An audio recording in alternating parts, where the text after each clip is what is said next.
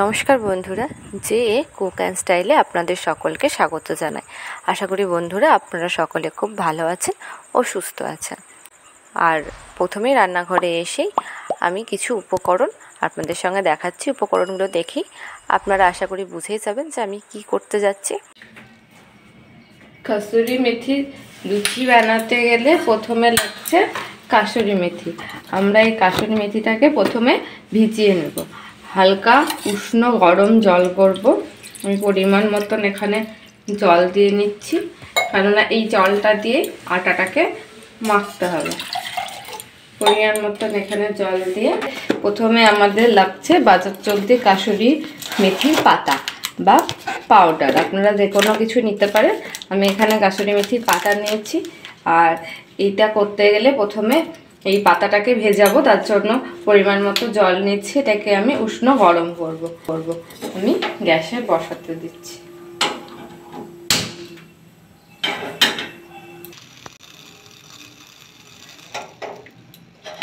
এবার আমি এই পাত্রটাতে এই উষ্ণ গরম জলটা ঢেলে দিলাম।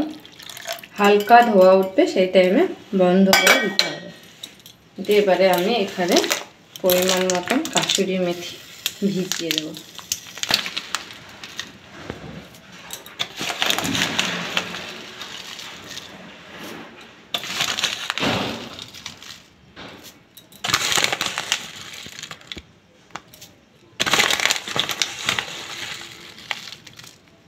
এই মিশ্রণটিকে পুরোটা জলের মধ্যে আমি ভিজিয়ে দিলাম।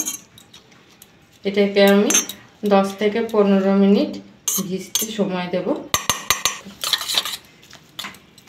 আপনারা রুল ময়দা দিয়েও শুধু করতে পারেন বা গমের ময়দা দিয়ে। তো রুল ময়দা দিয়ে করলে খেতে বেশি টেস্ট হয়।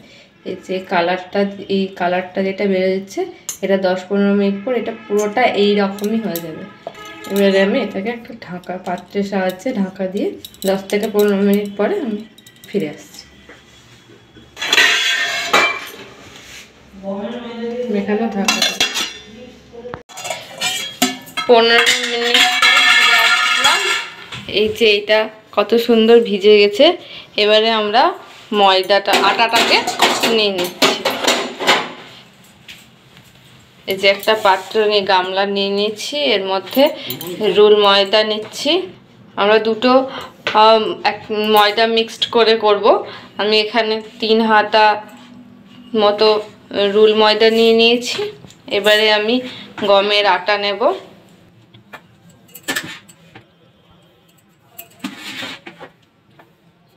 গমের আটাও আমি 3 হাতা নিয়ে নিলাম। এবারে আমি ময়াম দেওয়ার জন্য এর মধ্যে পরিমাণ মতো নুন দিয়ে নিচ্ছি, অল্প একটু চিনি। এবারে আমি এর মধ্যে অল্প একটু সাদা তেল দিয়ে নিলাম। সবগুলো একসাথে মিক্সড করে নেব। এবারে এটাকে মেশানোর পরে আমার যে কাসুরি মেথিটা ভেজানো আছে ওটাকে দিয়ে আমি অল্প অল্প করে মাখতে থাকবো। সব মিশ্রণটাকে একসাথে করে নিতে হবে।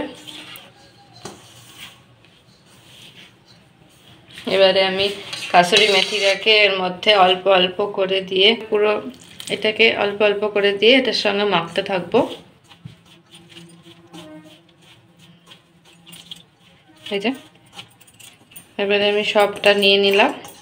এবার এটাকে দিয়ে আমি মাখবো।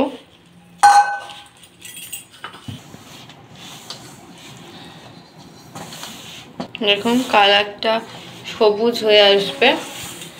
টোটালটা একসঙ্গে করে মেখে যেতে হবে। আর একটু জল লাগবে, সেজন্য একটু আমি জল ব্যবহার করলাম।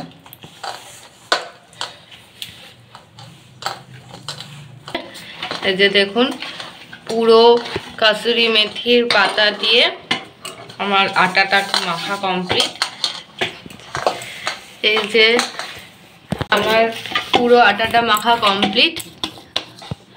এবার আমি এটাকে কিছুক্ষণ ঢেকে রাখবো। তারপরে একদম লুচি বেলা ও ভাজা নিয়ে ফিরে আসছি। এটাকে আমি তেল দিয়ে একটু মাখিয়ে রেখে দিলাম যাতে এটা খাস্তা হয়। এবারে আমি এটাকে ঢাকা দিয়ে নিচ্ছি।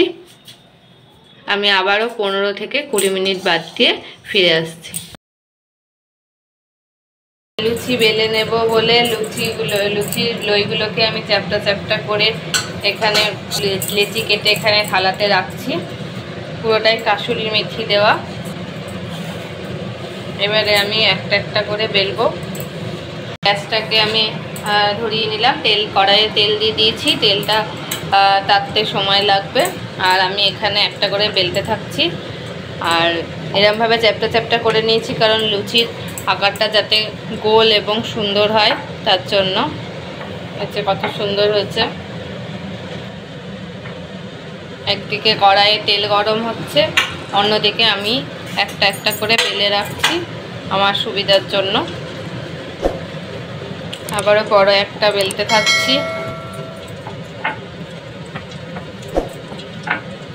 আপনারা যারা আমার ভিডিওতে নতুন, তারা অবশ্যই আমার চ্যানেলটিকে সাবস্ক্রাইব করবেন এবং লাইক কমেন্ট শেয়ার করতে ভুলবেন না। আর এই রেসিপিটি কেমন লাগলো আমাকে কমেন্ট বক্সে অবশ্যই জানাবেন।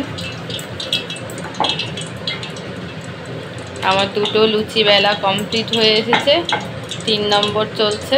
আর এদিকে তেলটাও গরম হচ্ছে, আমি একটা একটা করে ভাজতে থাকবো।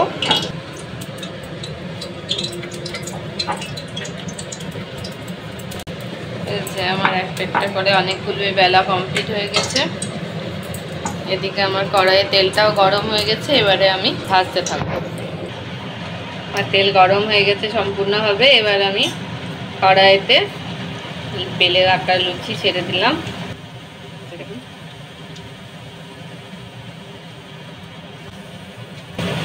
আমার লুচিটা দেখুন কত সুন্দর হয়ে ফুলছে।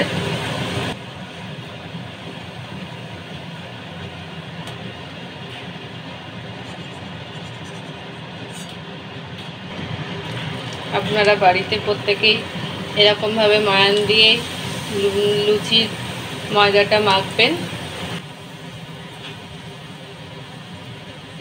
যে প্রত্যেকটা লুচি এরকমভাবে সুন্দর হয়ে ফুলে উঠেছে।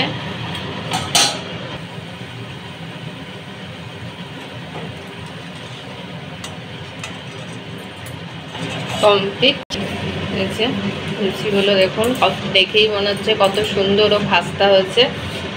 রান্নাটা ভালো লেগে থাকলে অবশ্যই লাইক কমেন্ট শেয়ার করতে ভুলবেন না। আর আমার চ্যানেলে যারা নতুন, অবশ্যই চ্যানেলটিকে সাবস্ক্রাইব করবেন এবং বেল আইকনটিকে ক্লিক করে রাখবেন পরবর্তী ভিডিওর নোটিফিকেশান পেতে। তাহলে আজকের মতন এখানেই থাক, নেক্সট ভিডিওতে আপনাদের সাথে আবার দেখা হবে।